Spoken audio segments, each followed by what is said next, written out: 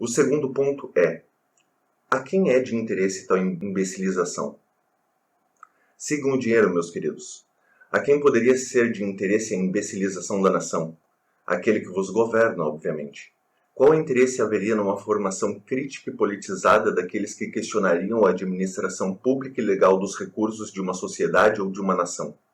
Conhecimento é poder, meus caros. Poder deliberar, poder questionar e compreender que por trás de uma bonificação salarial no pagamento das diretorias e dos professores, há uma corrupção sistêmica de mãos dadas com a hipocrisia, que nesta ciranda fúnebre dão as mãos o MEC, o IDEB e o Banco Mundial. Vamos ser explícitos em relação a essa diabólica matemática, a estatística. Quanto mais alunos aprovados, maior será o índice percentual de pessoas alfabetizadas. Quanto maior o índice de pessoas alfabetizadas e ou formadas por município e estado, maior será, consequentemente, o índice do desenvolvimento humano do país. E acreditem vocês ou não, mas o IDH é um importante referencial internacional para o Brasil e seus investidores, que necessitam não só dos recursos naturais e materiais da nação, mas igualmente de capital humano, ou seja, de sua mão de obra, de preferência a mais barata possível. Sendo adequadas as proporções mínimas de capacitação profissional exigidas pelo mercado, o governo, através da instrumentalização de suas instituições de ensino, perfaz a formatação dos conteúdos pedagógicos pretendidos, bonificando as instituições que cumpram com esta ação e possuam os maiores índices de aprovação entre seus alunos. Esta infâmia chamada bônus é um incentivo deliberado para que as instituições de ensino continuem com os mais altos índices de aprovação possíveis a qualquer custo, já que a reprovação, além de insolúvel pela falência sistêmica do processo pedagógico de ensino-aprendizagem, inoculado através de um sucateamento planejado das carreiras pedagógicas, seria também onerosa, pois o governo teria de arcar com os custos de todo mais um ano letivo para o aluno, incluindo sua alimentação, transporte e professores, além de travar a engrenagem de formação dos novos empregados aptos para o mercado de trabalho, superlotando assim as salas de aulas e desfigurando o planejamento do desenvolvimento cognitivo idealizado por séries e idades, tal como herdamos do modus parisiensis de ensino, há centenas de anos atrás, e das premissas de Piaget no século passado. É fato. O analfabetismo funcional só cresce, assim como o descrédito de nossas instituições de ensino entre pais e alunos, principalmente depois da pandemia e da forçosa virtualização de nossas relações pedagógicas. Relações estas tão frágeis que tal virtualização chamada de EAD, ensino à distância, promoveu antes uma exclusão digital das camadas mais pobres da população e, portanto, das mais necessitadas, assim como agravou o déficit de atenção dos alunos a mérito de um projeto sobre a autonomia destes em relação ao saber. Se pudéssemos vir a comparar a internet a um mar de informações, grandes seriam as chances de um barquinho se perder em alto mar sem a orientação de uma bússola ou de algum conhecimento cosmológico. Adivinhem quem é a bússola? Adivinhem quem é o ser capaz de ler nas estrelas onde se encontram os hemisférios? Adivinhem onde estão o norte e o sul desta equação? O que seriam destes barquinhos sem a devida orientação?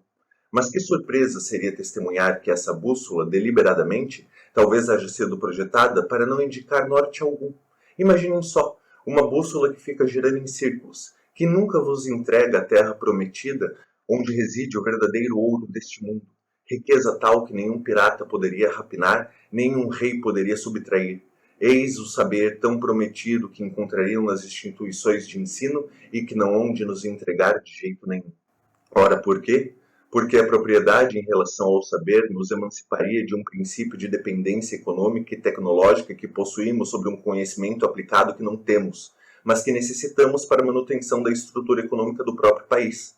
que através de um sucateamento planejado de nossas instituições de ensino e da falta de investimento em pesquisas científicas, impossibilita-nos de vir a garantir autonomia tecnológica em relação a acordos econômicos que não nos privilegiam enquanto nação, sejam eles em relação à indústria automotiva, siderúrgica, metalúrgica, agrícola, têxtil, farmacêutica, espacial, petroquímica, sobre bens de produção ou de capital, tornando-nos assim reféns de nossa incapacidade em adquirirmos autonomia em relação a um mercado de patentes resguardado pela propriedade intelectual e reservando-nos tão somente o lugar de um produtor de commodities ou de um importador de tecnologias e produtos finais.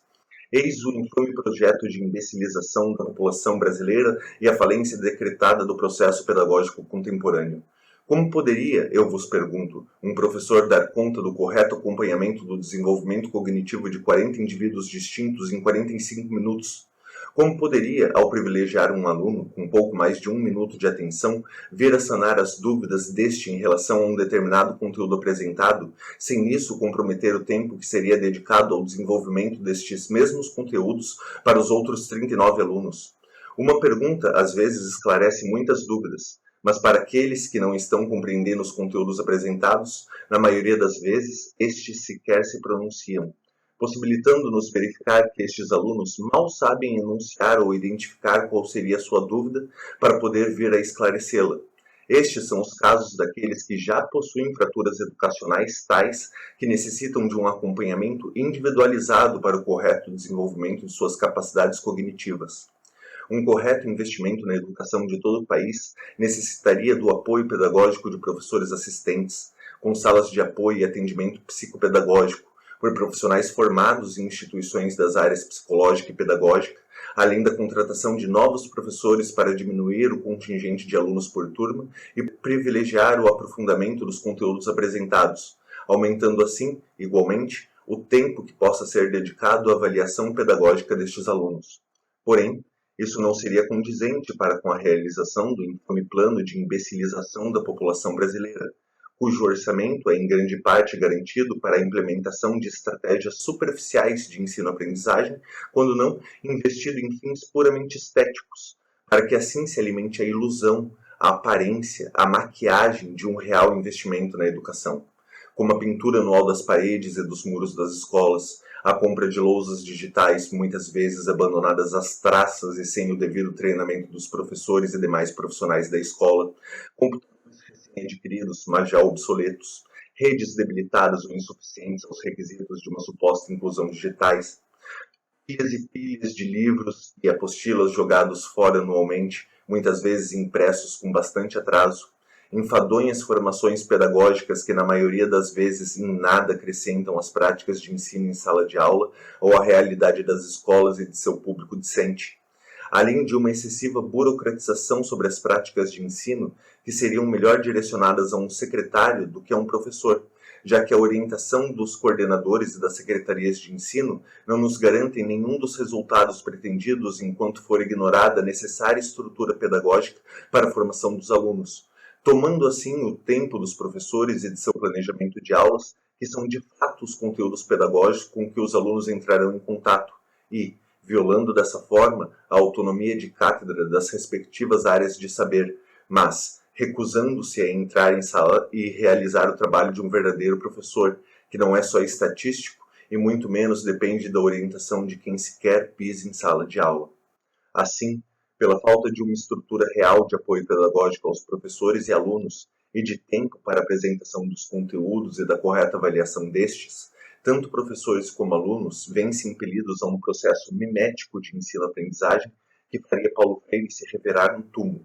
Que triste fim o desta diabólica engrenagem fazer-nos saber que, sem sua infame apostila, nem o estudante teria o que aprender, nem teria mais o professor o que ensinar, pois o imbecil que era antes um aluno, agora ocupa também o lugar de professor, e a engrenagem continua a girar, formando imbecis a cada uma esquina. Consolidamos assim o pesadelo de nosso patrono da educação através de uma educação bancária, agravada ainda mais por um suposto incentivo a novas tecnologias que precarizam ainda mais o único elo que poderia promover a educação do jovem, sua atenção. Para quem podia ensinar desenhando na areia, que valor teria todo esse aparato tecnológico que vem atentar contra o valor da palavra? A educação é necessariamente dialética. Nenhum simples ato de cópia poderia nos garantir a competência sobre determinado conhecimento, porque é na consciência onde reside todo o saber, e não em um punhado de atas preenchidas ou em bancos de dados de informação. Não seria surpreendente se tais medidas fossem diretamente relacionadas à derradeira intenção do infame plano de imbecilização de nossa nação. O nivelamento pela mediocridade através de um falso projeto de inclusão social.